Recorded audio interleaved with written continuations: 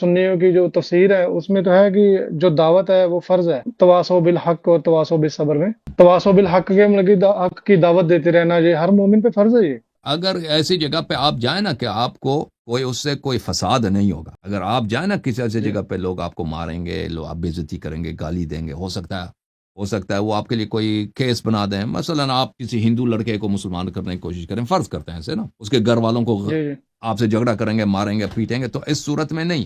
یا ایسے جگہ پہ جائیں کہ وہاں پر کسی بھی قسم کا آپ کو خطرہ ہے، یا آپ کی جان کو، آپ کی مال کو، یا آپ کی عزت کو، تو اس صورت میں واجب جی نہیں ہے، بلکہ اس صورت میں آپ خاموش رہیں، کچھ نہ کریں۔ لیکن اگر آپ کسی یہاں پہ کوئی خطرہ نہیں ہے اور آپ کسی شخص کو ہدایت دے سکتے ہیں تو اس کا بہت ثواب ہے، بہت اجر ہے، یہ انسان اگر کر سکتا ہے نا۔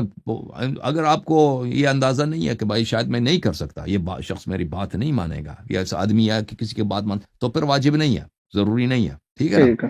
ہاں، تو اس کے شرائط ہیں، وہ شرائط اگر ہیں تو جی ہاں، اس کا بہت اجر ہے، بہت ثواب ہے۔ وہ کیونکہ ہر ایک آدمی انسان کا بات بھی نہیں مانتا نا، وہ انسان کو پہلے سے پتہ ہوتا ہے اس آدمی سے بات کرنا ہی فضول ہے، یہ کبھی نہیں مانے گا، تو ایسے لوگوں سے بات کرنا بیکار ہے۔ یا ایسے جگہ پر آپ ہیں کہ اگر کسی سے بات کریں تو آپ کے لیے مشکلات پیدا ہو سکتے ہیں، وہاں پہ بھی پنگا لینے کی ضرورت نہیں۔